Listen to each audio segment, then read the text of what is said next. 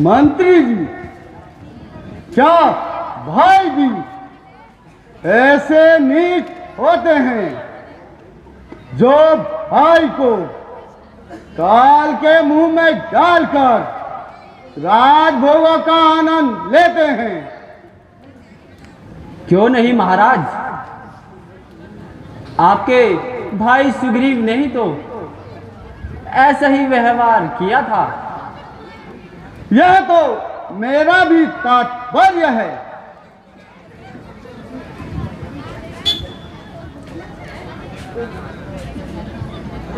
जय श्री राम।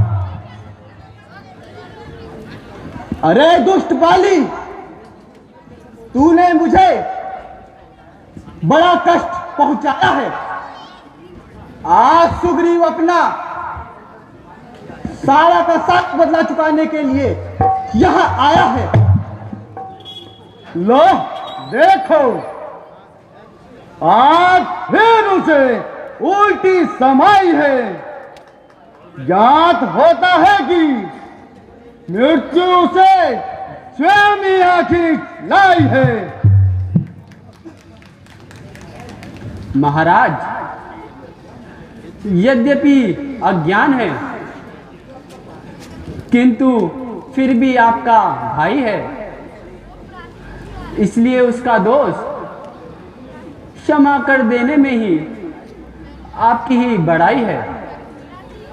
तो क्या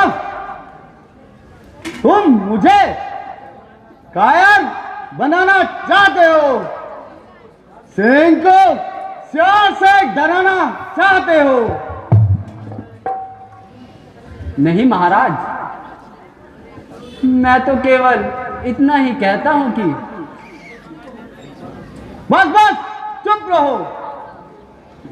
मुझे तुम्हारी सीख की कोई आवश्यकता नहीं। अरे अन्यायी, क्या घर में छिपकर जान बचाना चाहता है? पाप का फल भोगने के लिए बाहर क्यों नहीं आता है? ओ कर, तू बुद्धि, तुझे अब भी लाज नहीं आई? अनेकों बार तो मेरे सामने से जान बचाई है। आज सब मालूम हो जाएगा कि कायर और कुबुद्धि कौन है। भागकर जान बचाने वाला कौन है? तो ठहर, अभी आता हूं और तेरा झगड़ा सदा के लिए मिटाता हूं।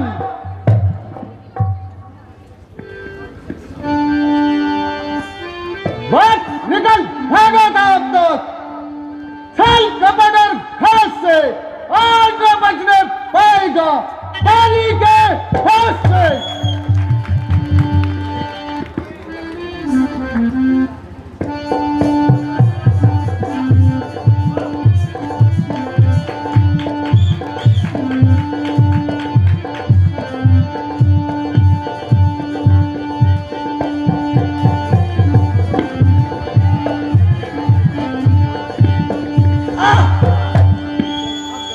चल भाग डरपोक, फिर वही कायरता दिखाई। आखिर भाग कर ही जान बचाई है।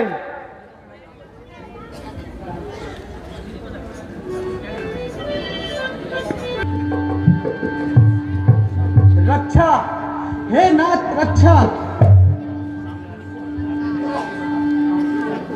आखिर वही हुआ जिसका मुझे डर था। उसने मेरा सारा शरीर चूर चूर कर दिया।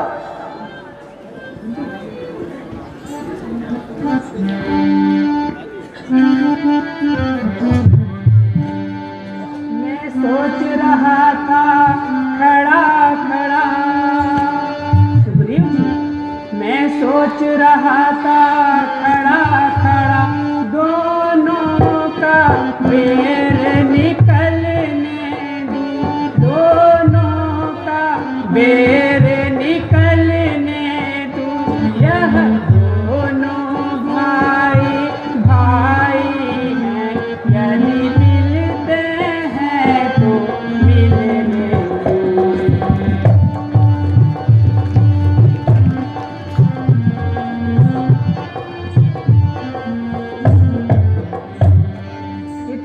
पर मैं बार बार, सुग्रीव जी, इतने पर मैं बार बार धन वे पर बाण चढ़ाता था, धन वे पर बाण चढ़ाता था। तुम दोनों एक समान हो, इसमें भी धोखा खाता था।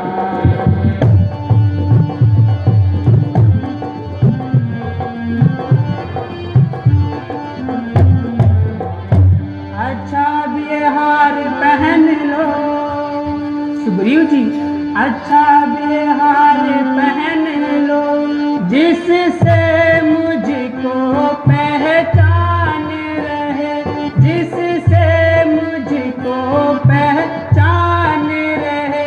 तुम पर ये कवच समान रहे और उसकी मृत्यु ध्यान रहे। और श्री रामचंद्र की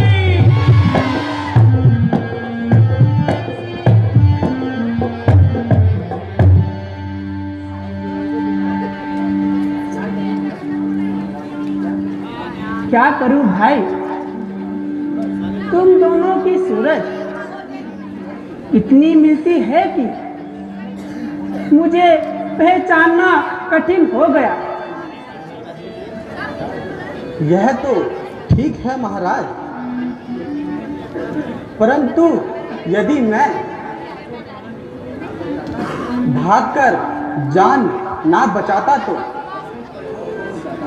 अब तक परलोक पहुंच जाता। अच्छा लो,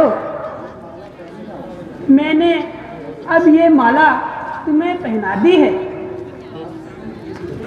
अब तुम फिर उसे युद्ध के लिए ललकारो। जैसी आज्ञा महाराज।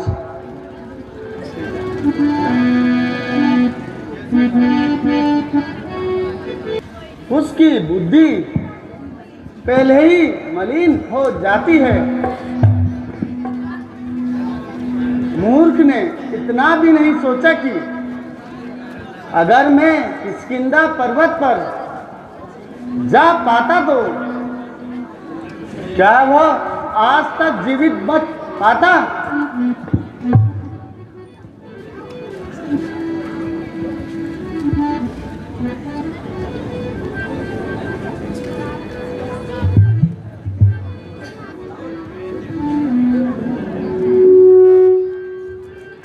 जय श्री राम। अरे अन्यायी बाली, अब की बार मैं तुझे कदापि जीवित नहीं छोड़ूंगा। तेरे इस अभिमानी सिर को अपने हाथों से तोड़ूंगा। लो फिर आ गया कर।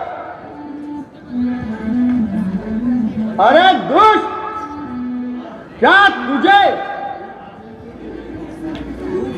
तुम मरने के लिए चुल्लू भर पानी भी नहीं पाता है, जो बार बार मेरे सामने चला आता है। अच्छा ठहर, फिर देखता हूं। धैर्य प्रणाम, इतनी जल्दी ना कीजिए, पहले इस शंका का समाधान कर दीजिए। क्या कहती हो तारा? क्या मैं सुग्रीव से डर जाऊं? एक कायर की ललकार सुनकर घर में घुस जाऊं?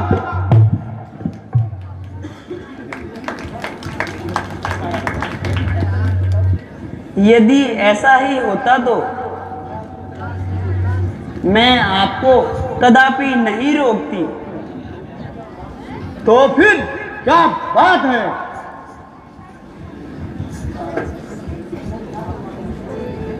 इतना तो आप भी समझते हैं कि मुझे किसी का सहारा ना होता तो मैं आपको क्यों रोकती। जो तुम्हें कहना है साफ साफ कहो। सुना है अयोध्या के 2 राजकुमार किष्किंधा पर्वत पर आए हैं और उनने सुग्रीव के साथ मित्रता के साथ जुटाए हैं। तो फिर इसमें भेद की क्या बात है? क्यों नहीं, वे दोनों भाई बड़े बलवान हैं। सुना है कि उन्होंने अनेक राक्षसों को मार डाला है। तारा, तुम बड़ी डरपोक हो।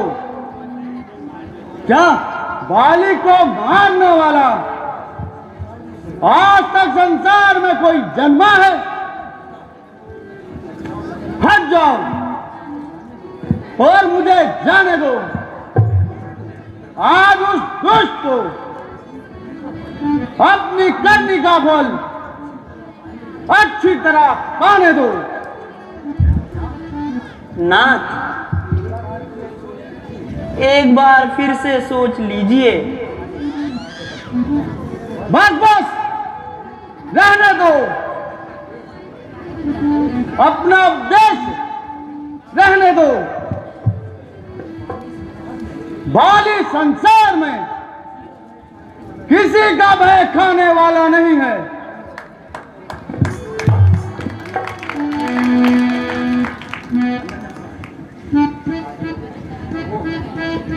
ओहो, निकल आए।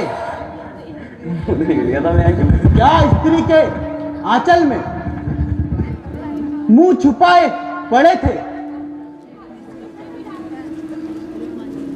अरे निर्लज्ज, एक पापी, आज फिर तेरा मरने का जी चाह है। जो मेरे सामने निडर होकर चला आया है, कल का तूने भागकर अपने प्राण बचाए थे।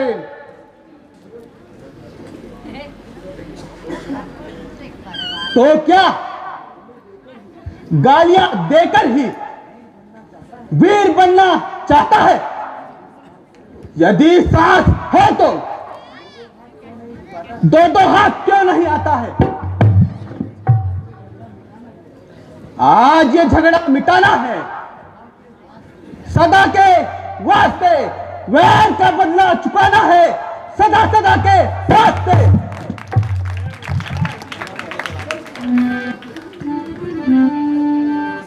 चल कायर, यम के द्वार चल। काल का है ग्रास पापी, नाम गाई तन है तू। मोटा का जय गुप्ते, जय का भोजन है तू।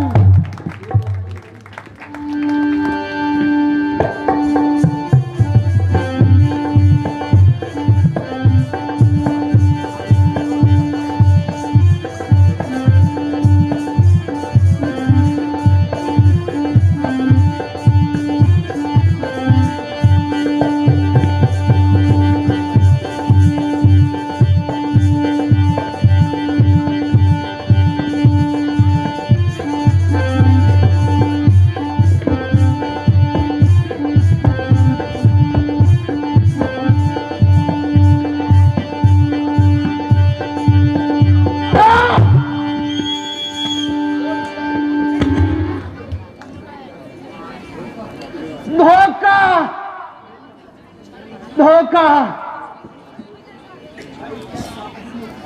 आए किस पापी ने की? चालाकी है मेरे साथ, चोट या कर लगी है किसी तीसरे के हाथ। बाली,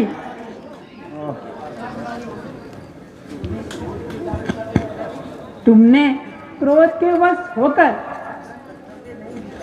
अपना कर्तव्य नहीं निभाया है, इसलिए हमने तुम्हें मारा है। ओह राम, धर्म और नीति के पालन करने वाले राम, तुमने तो धर्म की रक्षा के लिए अवतार लिया है, फिर ये धोखे के व्यवहार किस लिए किया है? आप तो समदर्शी कहलाते हैं, फिर यह भेदभाव क्यों दिखलाया है?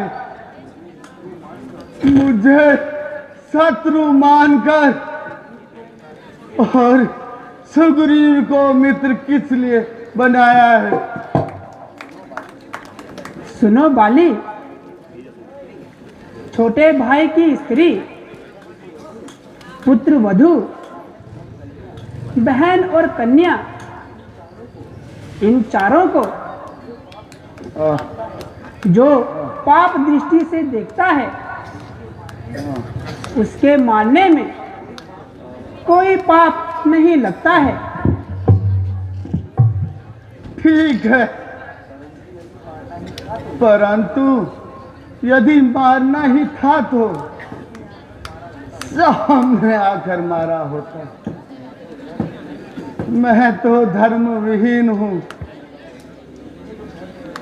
तुमने तो धर्म विचारा होता। भाई,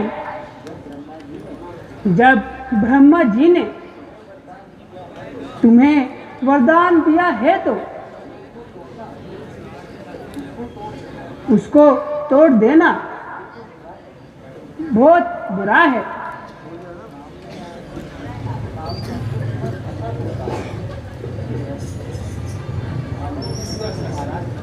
ठीक है महाराज, आपके सामने मेरी चतुरता नहीं चल सकती।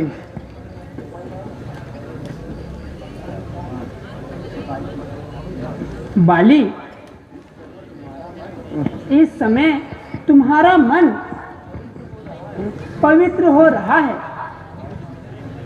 और जिसमें उत्पन्न होने वाली इच्छाएं भी पवित्र हो रही हैं, इसलिए तुम निश्चिंत रहो, तुम्हारी मनोकामना अवश्य ही पूरी होगी। हाँ प्रभु, एक अभिलाषा हो रहे, मेरा पुत्र अंगद जो बल और पराक्रम में मेरे ही समान है, इस समय नादान है, उसे अपनी शरण में लीजिए और उसकी सेवाएं स्वीकार करके अभय दान दीजिए। बाली, ऐसा ही होगा।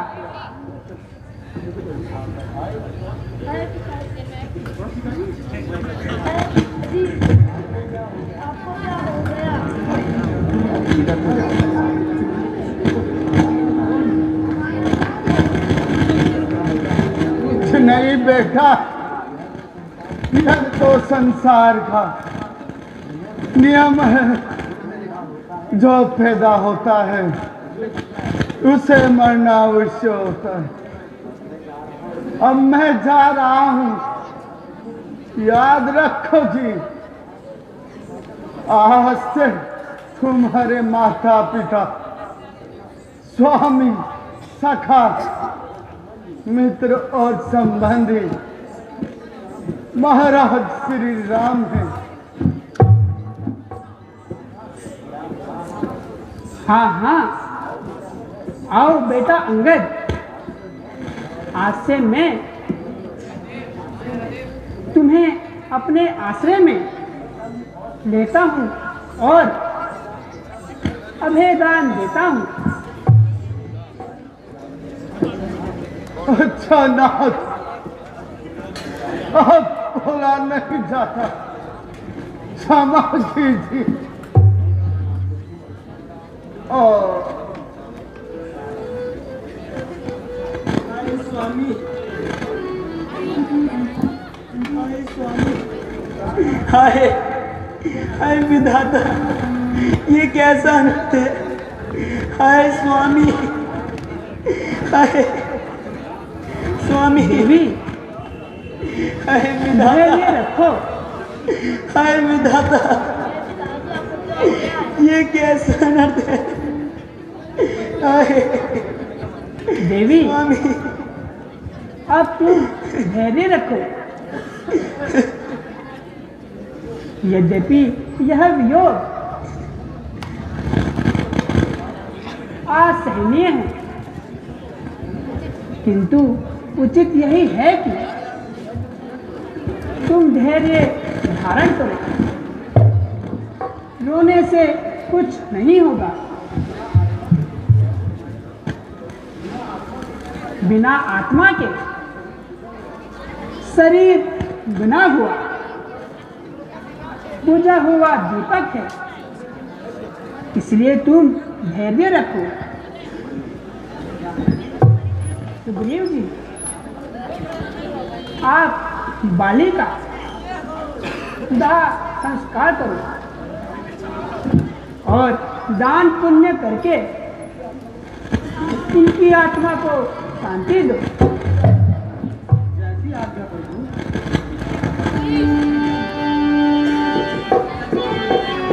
बिना सोना पड़ा है, इसलिए तुम जाकर सुग्रीव जी का राज्याभिषेक कराओ। महाराज, यह कार्य तो आपके शुभ हाथों से होना चाहिए प्रभु। मानव समाज की ऐसे ही आज्ञा है। हनुमान जी, यह पिता की आज्ञा और प्रतिज्ञा के कारण मैं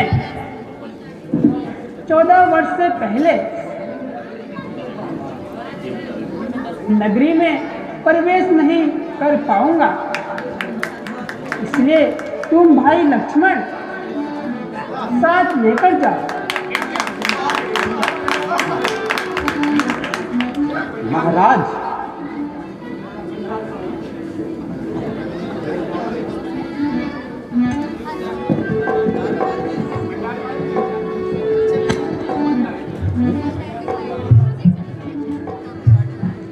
पहले जानकी जी का पता लगाना चाहिए। यह कार्य तो पीछे भी होता रहेगा। नहीं सुग्रीव जी, ऐसे शुभ कार्य में विलंब नहीं करना चाहिए। धन्य है दयालु भगवान, आपकी उदारता की धन्य है।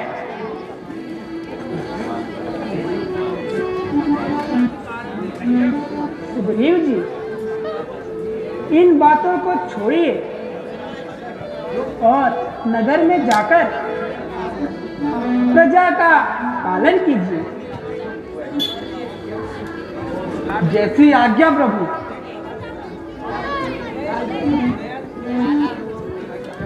चलिए सुग्रीव जी।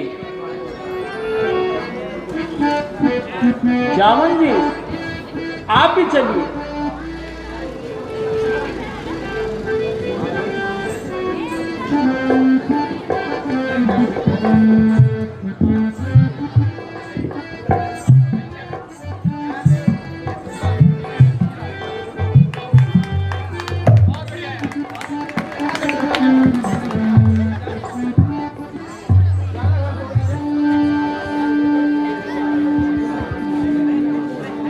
श्यावर रामचंद्र की, लखन लाल की, जानकी मैया की, संकट मोचन हनुमान की। अभी लीला में बहुत दृश्य बाकी हैं, ये जो बीच में उठकर जा रहे हैं श्रद्धालुगण, मेरा आपसे निवेदन कि कृपया बैठे रहे।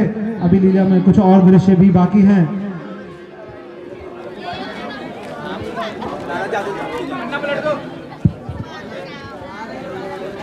दानदाताओं की श्रेणी में श्री डी.के. बनर्जी जो कि शिवपुरी के निवासी हैं, उनके द्वारा राम के पात्र को 30 रुपए व सीता के पात्र को 30 रुपए की राशि दान में दी। मैं श्री डी.के. बनर्जी का हृदय की गहराइयों के साथ धन्यवाद देता हूं व प्रभु श्री रामचंद्र जी से आपके उज्जवल भविष्य की कामना करता हूं।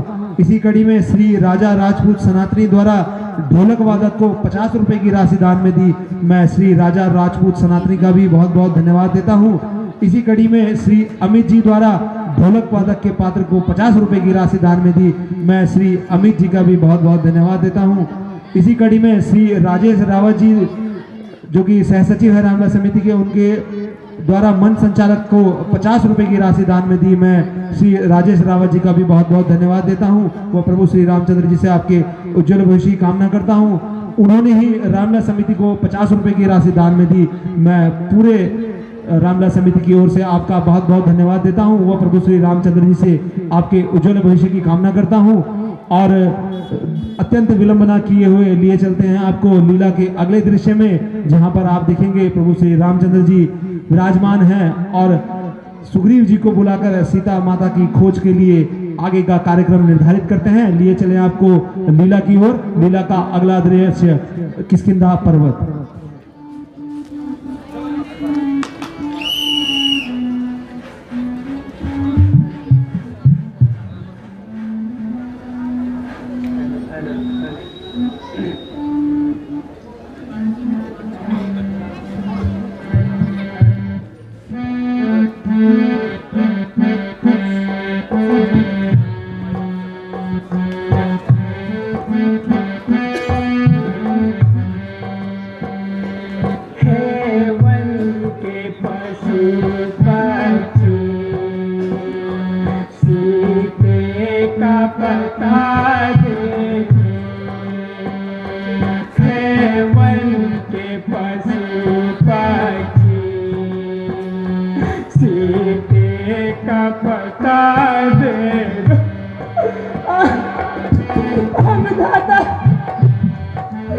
सीते कहाँ हो सीते?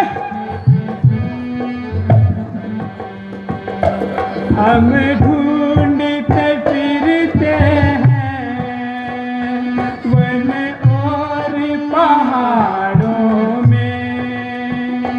हम ढूंढते फिरते हैं वन और पहाड़ों में।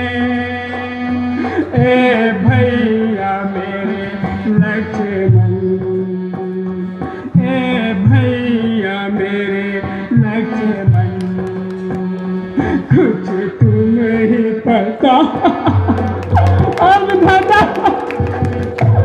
सीते कहाँ हो सीते?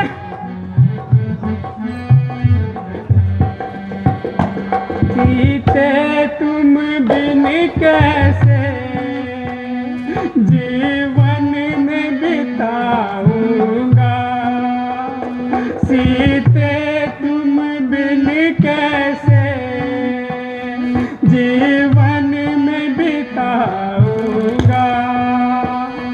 आ लौट के आ जाओ, आ लौट के आ जाओ, तुम्हें राम बुलाते। विधाता ये कैसा दिन दिखाया?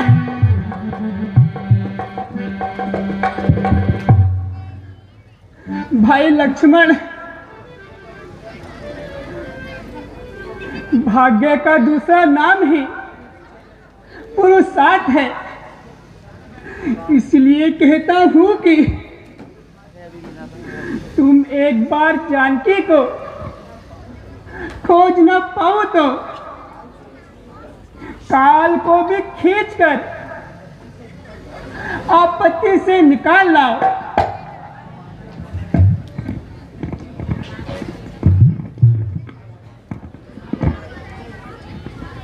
धन्य हो प्रभु, किंतु यदि आज्ञा हो तो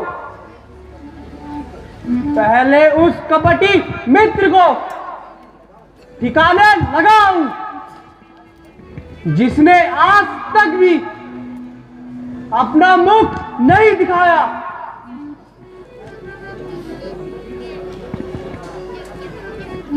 क्या तुम्हारा तात्पर्य सुग्रीव जी से है? नहीं नहीं, उसके साथ ऐसा व्यवहार मत करना। जिसको एक बार मित्र बना लिया उसे भूलकर भी सम्मान नहीं खोना। परंतु महाराज,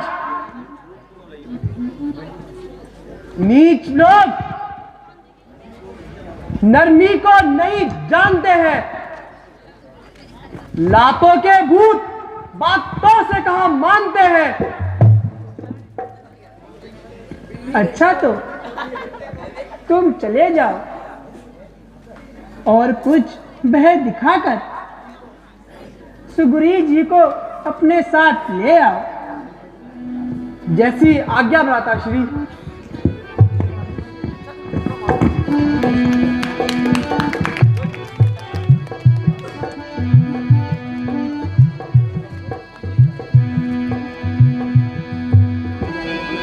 बोल सुग्रीव महाराज की।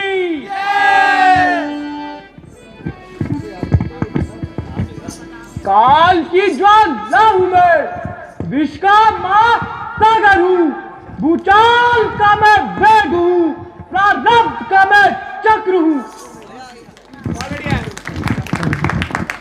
सुग्रीव जी, तुमने मित्र बनकर हमें धोखा दिया है।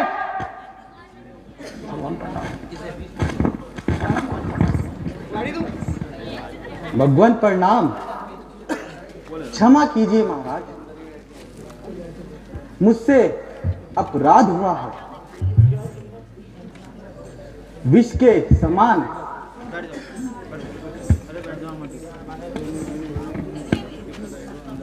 दूसरा मत नहीं होता है।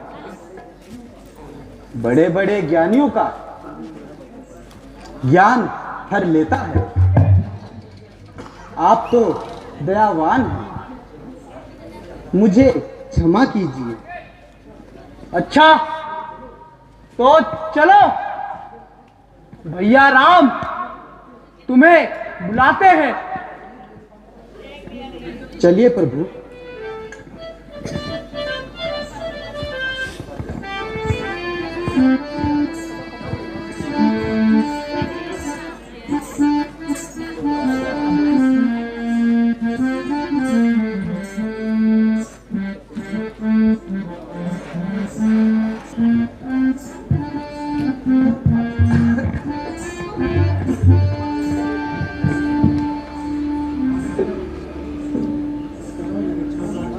भगवान प्रणाम। रंजीव रहो। क्षमा महाराज, मुझे क्षमा कीजिए। आपकी माया ऐसी प्रबल है कि सब नर नारी मुनि सभी को वशीभूत कर लेती है। फिर मैं आध्यान वानर राम का दास प्राणी उससे कैसे बच सकता था? ठीक कहते हो सुग्रीव, माया बड़ी ही प्रबल है। बहुत अच्छा भगवान। हनुमान जी समस्त सेना को हमारे समक्ष उपस्थित किया जाए। अब हम माता जी की खोज में पूर्ण रूप से लग जाएंगे। महाराज, समस्त वानर सेना तैयार है, केवल आपकी हुक्म की देरी है। भाइयों, प्रभु रामचंद्र जी का कार्य और मेरा उपकार इसी में है कि तुम चारों दिशाओं में चले जाओ और जैसे भी हो सके सीता जी का पता लगाओ। और याद रखना कि कोई एक माह से अधिक लगाएगा तो वह मेरे हाथ से मारा जाएगा।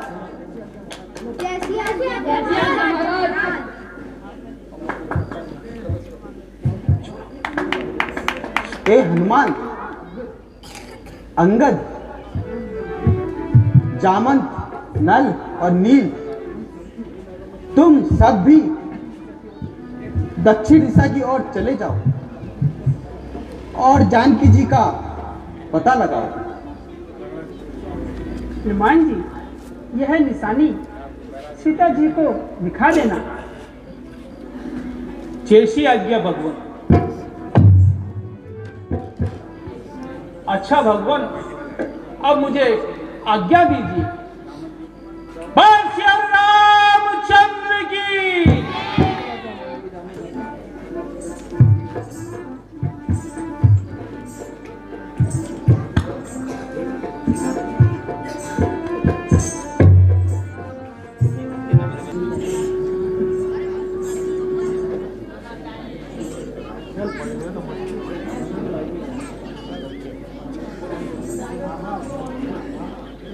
आहा,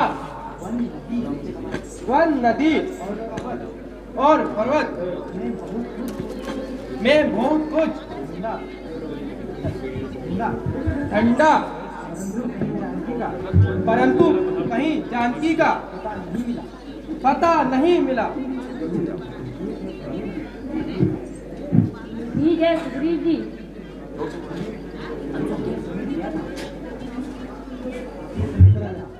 आपने समय दिया था,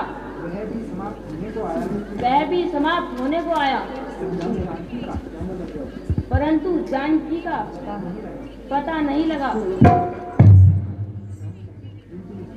जिन जिन स्थानों पर महाराज सुग्रीव ने हमें पता बताया था, हम उन सभी स्थानों को देख चुके हैं, किंतु अभी कहीं भी सीता जी का पता नहीं लगा।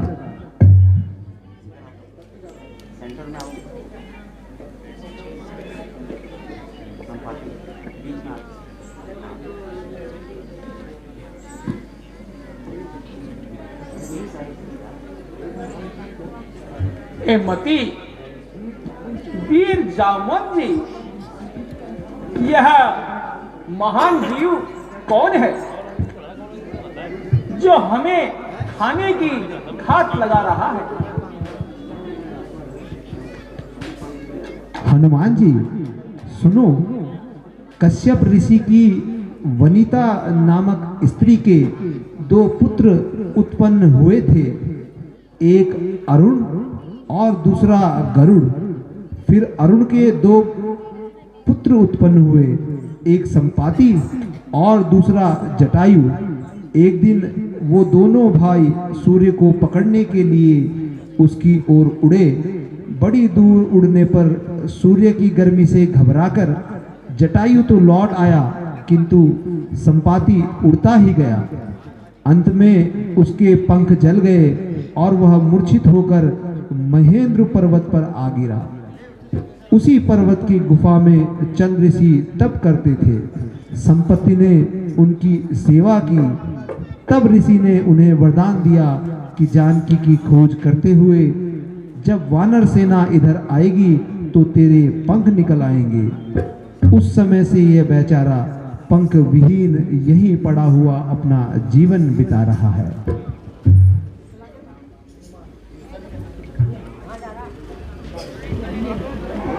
धन्य है जटायु महाराज, तुम्हें धन्य है जो तुमने श्री रामचंद्र की सेवा में अपने प्राण गंवा दिए। है क्या कहा? जटायु ने प्राण गंवा दिए? सुनाओ ए बानरों, मेरे भाई की मृत्यु का हाल तो सुनाओ।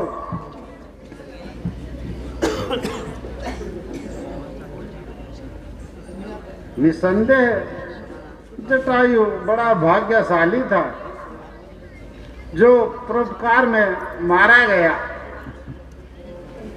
तुम ठीक कहते हो, जो प्रभु राम जी की कृपा से आज बरसों बाद मेरे पंख निकल आए हैं। अच्छा, पहले मैं अपने भाई को श्रद्धांजलि दूं, फिर मैं तुम्हें मार्ग बताता हूं। अच्छा गिरिराज, अब हमें माता सीता के पहुंचने का कोई मार्ग बताएं। हनुमान जी, यह तो समुद्र देव देख रहे हो आप, इसकी दूसरी ओर रावण की लंका है और वहां पर अशोक वाटिका नामक एक रमणीक स्थान है। उसमें जानकी का पालना झूल रहा है। अब तुम में से जो यह समुद्र लांग कर जाएगा वही सीता जी की सुधि लाएगा।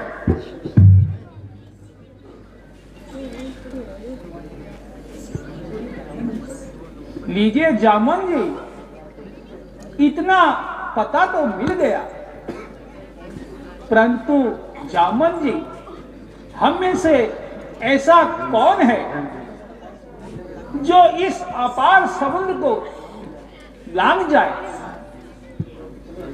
ओह, मैं इस समय बूढ़ा हो गया हूँ। जब भगवान ने वामन रूप किया था तब 3 पग में त्रिलोकी को नाप लिया था। उस समय मेरी तरुण अवस्था थी और मैंने 2 घड़ी में भगवान की 7 परिक्रमा की थी, किंतु अब मैं विवश हूँ। ये महान कार्य मुझसे तो ना हो पाएगा।